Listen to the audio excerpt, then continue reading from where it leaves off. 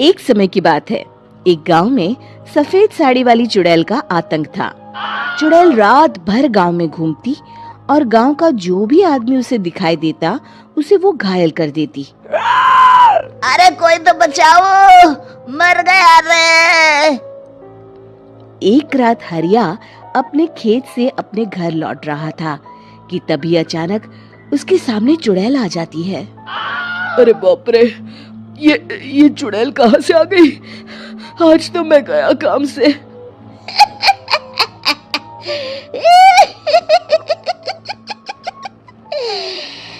आज मुझे मेरा शिकार मिल गया।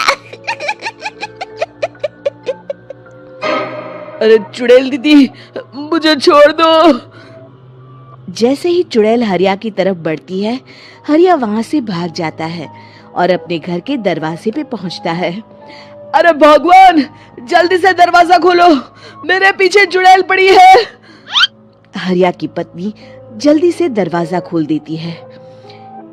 अरे आप इतना हाफ क्यों रहे हैं? अरे मेरे पीछे चुड़ैल पड़ी है, आज तो मैं बाल बाल बच गया। जल्दी से सभी दरवाजे और सभी खिड़कियों को बंद करके बत्ती बुझा दो। तभी चुड़ैल हरिया के घर के पास पहुंच जाती है। अरे वो आदमी कहाँ गायब हो गया? मैं भी देखती हूँ आखिर कब तक बचेगा। मैं अपने शिकार को इतनी आसानी से नहीं छोड़ती। इतना कहकर चुड़ैल वहां से चली जाती है। वहीं दूसरी तरफ हरिया और उसकी पत्नी दोनों अपने घर की खिड़की से ये सब देख रहे होते हैं। अरे बाप रे, ये तो बड़ी डरावनी चुड़ैल थी। अगले दिन ये बात आग की तरह पूरे गांव में फैल जाती है और धीरे धीरे लोग चुड़ैल के डर के मारे शाम होते ही अपने घरों से बाहर निकलना बंद कर देते हैं। कुछ दिनों के बाद भाई, मैंने तो इस चुड़ैल के डर के मारे रात को अपने खेतों को पानी देना बंद कर दिया है। कहीं मेरी फसल सूख गई तो मैं तो कहीं का नहीं रहूंगा। साहूकार का कर्जा कैसे चुकाऊंगा? अरे भाई, पूरे गांव वालों का यही हाल है। पता नहीं ये चुड़ैल हमारे गांव में कहां से आ गई। फिर एक दिन गांव के पास वाली नदी के किनारे एक बहुत बड़े तांत्रिक के आने की बात कुछ गांव वालों को पता चलती है। वो लोग जाके ये बात गांव के मुखिया को बताते हैं। मुखिया जी, नदी के किनारे एक बहुत ही पहुंचे हुए तांत्रिक बाबा आए हैं। हमें उनसे मदद मांगनी चाहिए। मैंने सुना है वो बड़े बड़े भूतों और चुड़ैलों को अपने वश में कर लेते हैं। मुखिया जी सभी गांव वालों को लेकर उस तांत्रिक के पास पहुंच जाते हैं। ओम फट स्वाहा, ओम फट स्वाहा। तभी तांत्रिक अपनी बंद आंखों को खोलकर कहता है, क्या बात है? तुम सब लोग यहाँ क्यों आए हो? मुखिया जी उस तांत्रिक को सारी बात बता देते हैं। अच्छा, तो ये बात है। और तांत्रिक अपनी आंखों को बंद कर लेता है। मैं देख रहा हूँ तुम्हारे पूर्वजों ने बहुत पाप किए थे, जिससे ये गांव अब श्रापित हो चुका है। उसी के फल स्वरूप तुम्हारे गांव में चुड़ैल आई है। ये चुड़ैल बहुत खतरनाक है, ये किसी को नहीं छोड़ेगी। हे भगवान, मर गए रे, अब क्या होगा? तभी गांव के मुखिया जी कहते हैं, बाबा, इस चुड़ैल से हम सबको बचा लीजिए। कोई तो उपाय होगा। इसका सिर्फ एक ही उपाय है। सभी गांव वालों को बारी बारी हर दिन अपनी आधी फसल उस पहाड़ी के ऊपर बनी काली गुफा में छोड़ के आनी होगी। तभी उस चुड़ैल की भूख मिटेगी और श्राप का प्रभाव खत्म हो जाएगा और तुम सब जिंदा बच जाओगे। सभी गांव वाले उस तांत्रिक की बात को मान लेते हैं और वहां से चले जाते हैं। फिर अगले दिन से रोज उस गांव के लोग बारी बारी से अपनी आधी फसल उस काली गुफा के पास जाकर रखाते। कुछ दिनों बाद हरिया की बारी आती है। बाप रे, आज तो मेरी बारी है उस काली गुफा में जाने की। क्या करूं? वो तो बड़ी खतरनाक चुड़ैल है। मेरे तो हाथ पैर कांप रहे हैं।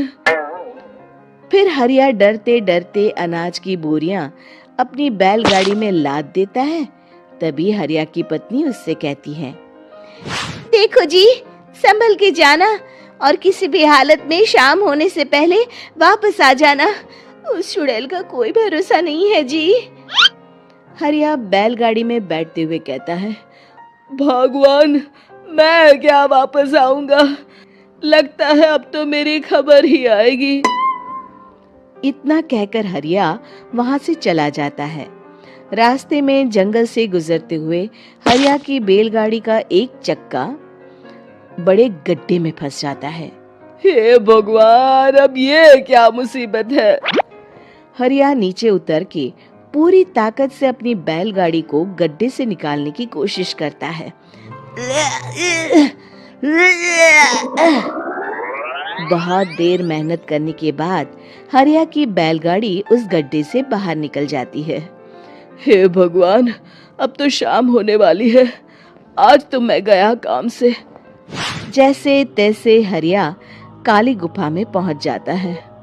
अरे मर गया रे, यहाँ तो चारों तरफ डरावना माहौल है।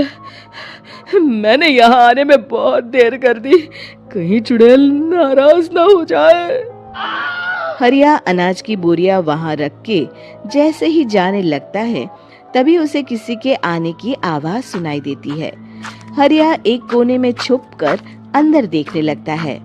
चुड़ैल वहां आती है और फिर अपने चेहरे से नकली चुड़ैल का मुखौटा निकाल देती है। हरिया ये देख के हक्का बक्का रह जाता है। तभी चुड़ैल कहती है, भैया यहाँ आना, आज तो बहुत अनाज आया है। इसे मिलाकर अब हमारे पास ढेर सारा अनाज जमा हो गया है। कल ही हम इसे शहर में बेच आएंगे और माला माल हो जाएंगे। तभी अंदर से नदी के किनारे वाला तांत्रिक बाहर आता है। अरे, ये तो तांत्रिक बाबा है। हाँ, अब तो हम दोनों की जिंदगी मजे में कटेगी।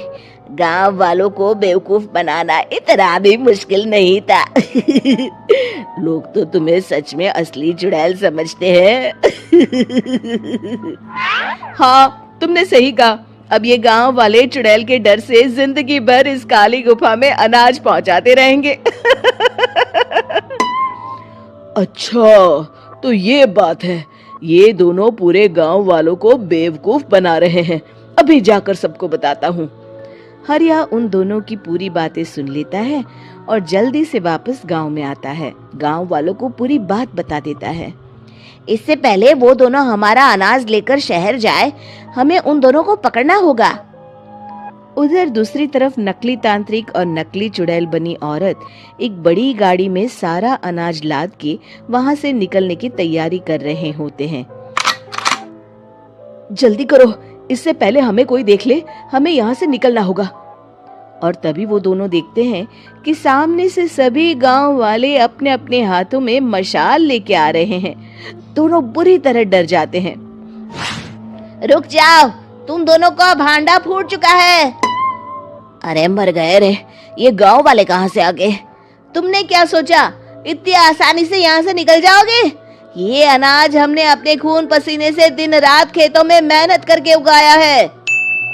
दोनों मुखिया जी के पैरों में गिर जाते हैं। हमें माफ कर दीजिए, हम दोनों एक नंबर के कामचोर हैं। बिना मेहनत किए पैसे कमाना चाहते थे। हाँ हाँ, अब हम आगे से मेहनत मजदूरी करके पैसे कमाएंगे। हमें कुछ मत करना, हमें छोड़ दीजिए। इतना कह के दोनों गांव छोड़ के भाग जाते हैं और सभी गांव वाले फिर से खुशी खुशी रहने लगते हैं।